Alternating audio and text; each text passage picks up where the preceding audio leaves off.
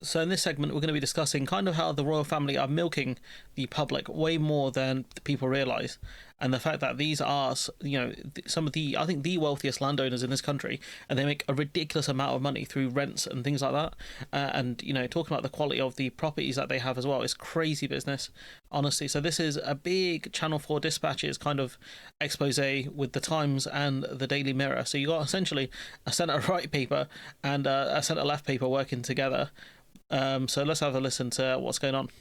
Thousands of documents obtained by dispatches in a joint investigation with the Sunday Times reveal how hard up government departments, schools, and even the NHS are helping to keep the cash rolling in for Charles and William. This is precisely the sort of transparency that one would want. I think there's a public right to know how much it's costing. The King and Prince William also have private sources of wealth, including two... So they make money off the taxpayer directly for upkeep of, royal estates and things like that. When I think these things should be open. Like, the idea that the royal family bring in tourism is nonsense. If you look at, things like the Palace of Versailles and the tourism that palace brings in, that's actual revenue generated by the building, because you can go inside and check it out. It's a place I've always wanted to go to, just because the history of the building is incredible, absolutely incredible. But in terms of Buckingham Palace, all you can do is stand outside the gates. Inside of the Palace of Versailles, you can physically go into the castle and check it out. It looks amazing. Two extensive land estates, the Duchies of Lancaster and Cornwall, make Charles and William £50 million a year. Charles and William's private estates both claim they are not funded by the taxpayer. But our research reveals that the Duchy of Cornwall has charged the Navy over £1 million since 2004 to allow it to build and use jetties. This is what I'm saying. They own the land, and because they own the land, they charge whoever wants to use it, and that's how they make their money. These are the laziest people in society. To more warships. Dartmore Prison, owned by the Duchy of Cornwall, the Prince of Wales' private estate. But despite the fact it doesn't house a single prisoner, our research reveals the latest lease is worth £1.5 million a year to the Duchy. That's £37.5 million over 25 years. So the question is, why are we paying them that? If there are no prisoners there, if that prison is not in use, why are we, the taxpayer, paying them that? They are a very shrewd and very commercial landlord. They're not looking to give away money. They are a business. This is a local Conservative council saying this as well, who, the Conservative Party you would assume is more pro-monarchy. They're to try and make a profit. They don't do it for, just for love. Just down the road, we found the state school in Princetown is paying thousands of pounds in rent every year.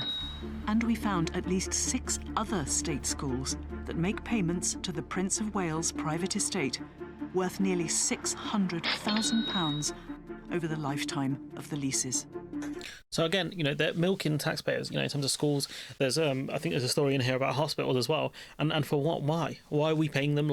It should be either that you get a building where, you pay just for the land or whatever, the construction, and over time, you're not renting it effectively. Why are schools renting buildings from the monarchy? It doesn't make sense.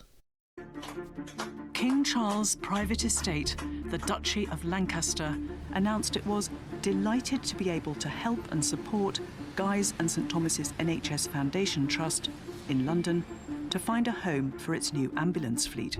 What it didn't make clear was that the deal was worth £11.4 million over 15 years. This is what I'm saying, because they own the land, and because land is so scarce in England, in certain areas, they can just say, look, we'll sort that out for you, but you're going to have to pay us a fee. And so, again, this is taking money directly out of the NHS. So you got the Ministry of Defence, the NHS, and the Ministry of Education directly paying the monarchy just to use facilities. Why are there not peppercorn rents or social rents being charged for the NHS, for example?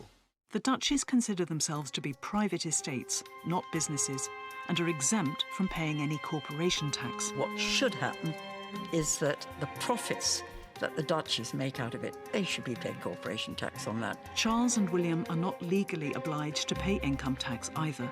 Both have volunteered to pay it on their duchy income, but only on what they say is left after spending on official activities. And they can also, charge, to use the land. They can say that, the duchy had to pay them whatever to turn up for these royal events, because apparently they think going to sporting events is classed as work when you're going to a live event for free. Premier sports events like Wimbledon, stuff that a lot of those fans would want to go to, and you think you're going there for work. You're sitting in a box, mate. Prince William has refused to make public the amount paid. Since becoming king, neither has Charles. I think it's past time for the Duchies of Cornwall and Lancaster to ultimately be dissolved and folded into the Crown estate, where they have to give their profits to the Exchequer, and then some of that comes back to us, the taxpayer. I think it should be done. Just abolish the monarchy at this point. King Charles to volunteer that he would open up the affairs of all these organisations to much greater. Because what the royal family don't realise is people don't like them that much, especially since the Queen's passing. Charles is not that popular, and that's something they need to bear in mind here.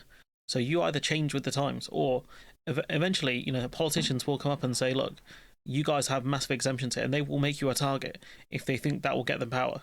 To public scrutiny at a time when people are feeling poor.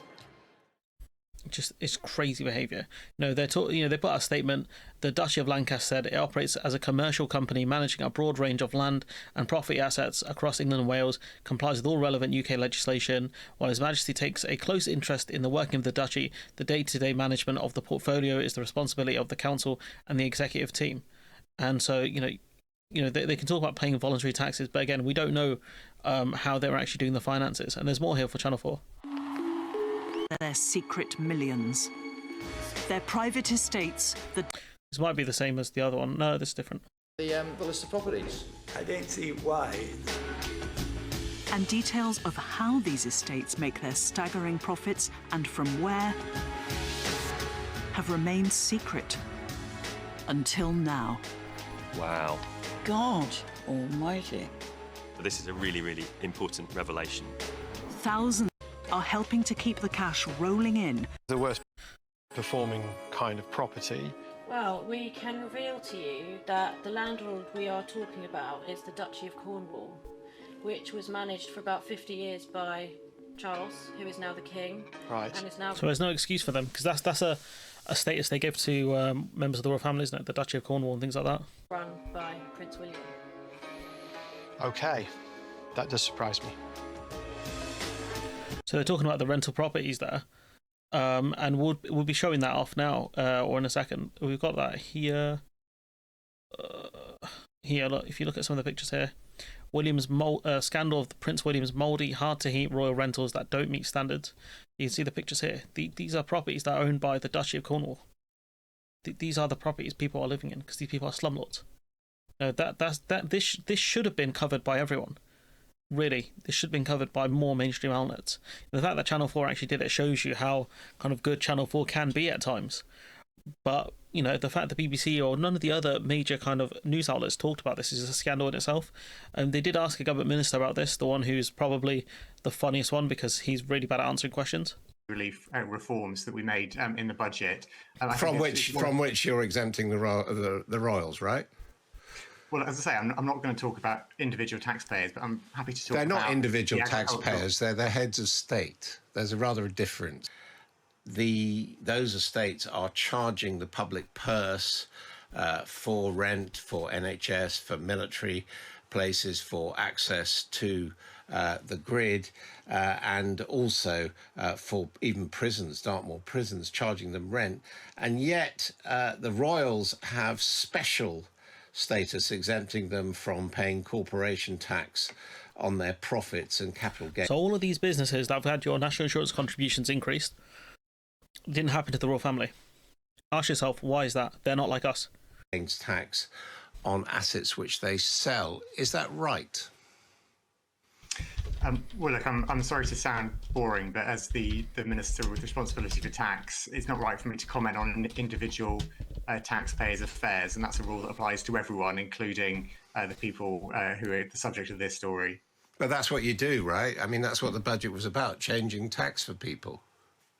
Well, what the budget was about taking difficult decisions about taxes across the board, as well as welfare and spending, because we had to get the public finances back on firm footing. Well, And with all due respect, we heard a lot about how the broadest people with the broadest shoulders were going to pay it. So, I mean, they're not, because they didn't uproot the top rate of tax, but that's something the Labour Party are pushing for no reason, because it's just not really true.